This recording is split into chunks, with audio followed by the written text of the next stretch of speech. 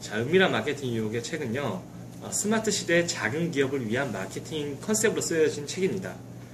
저희가 서점에 가보시면 마케팅 책이 수두룩하게 많습니다. 근데 대부분의 마케팅 예제가 대기업의 예제라든지 아니면 전문 용어가 굉장히 많습니다. 저 같은 경우는 마케팅을 전문적인 학문으로 배운 컨셉이 아닙니다. 실질적으로 성공 사례로서 배웠고요. 그래서 피부에 와닿는 고객의 입장에서 바라보는 마케팅 이런 걸 공부를 하기 시작했습니다.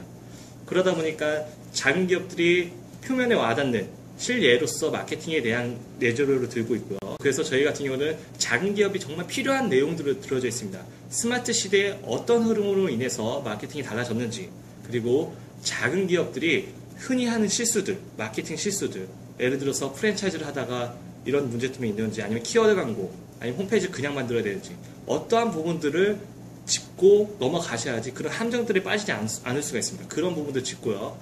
그리고 대부분의 작은 기업들은 거기에 대한 스토리와 특별한 요소가 있어야 되는데 그런 요소가 굉장히 부족합니다. 저희 마케팅 책에서는, 은밀한 마케팅 유혹의 책에서는 그러한 내용들이 포함되어 있습니다.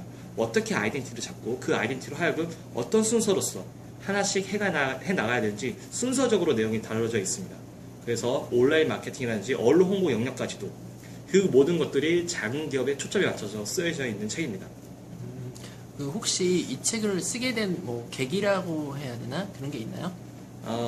우선은 첫 번째 개인적인 목표가 있었습니다. 제 버킷리스트에 책을 쓰고 싶다는 목표가 있었고요.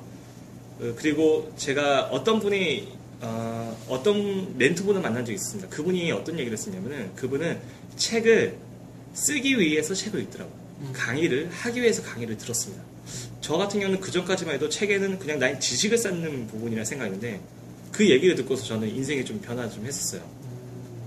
나는 책을 쓸 수 있겠구나. 그래서 마케팅 영역을 접했을 때부터는 책을 쓰기 위해서 내 모든 것들을 공부하게 됐습니다. 그래서 블로그를 하게 되고요. 책을 쓰기라고 결정한 순간 모든 마케팅, 그러니까 시선들이 생활에 있는 리스트들이 뭔가 보이는 것들이 마케팅 요소로 다 보이는 거예요. 그런 것들이 하나씩 정리해놓고 사진을 찍어놓고 있다가 그게 블로그가 되고, 블로그 하다 보니 코칭이 역할에 들어오고 강의가 들어오고, 그런 것들이 묶여서 이제 책이 나오게 됐던 겁니다. 그리고 또 하나의 두 번째 요소는 소상공인 분들을 이렇게 얘기를 많이 듣고 하다 보니까 많은 대표분들 만나봤습니다. 굉장히 힘들어 하더라고요. 그 이유가, 물론 작은 문제도 있고 모르는 문제가 있었지만 마케팅에 대해 모르고 시작한 부분들이 굉장히 많았습니다. 이 부분만 알았어도 이렇게까지 실패하지 않았을 텐데. 왜냐하면 한 분이 실패하면요, 거기에 대한 이제 많은 딸려있는 부채들을 가족들이 다 떠안게 됩니다. 굉장히 힘듭니다. 그래서 저는, 그러면 이게 정말 필요한 분야가 대기업이 마케팅이 필요하냐? 저는 작은 기업들이 더 많이 필요하다고 봅니다. 근데 실상은요, 많은 분들이 도와주지 않아요. 돈이 안 되니까.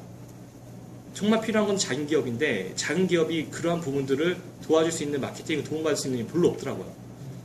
저는 몇 개 사례들을 보면, 실제 사례들에서 배우다 보니까 이 부분만 알면 좋을 텐데 라는 것도 굉장히 많습니다. 그래서 제가 이 책을 통해서라도 제발 그 실패적인 요소들을 많이 줄일 수 있다면 저는 사회적으로 좋은 일을 한다고 생각하고 있거든요. 그런 마음으로도 책을 또 쓰기도 했습니다.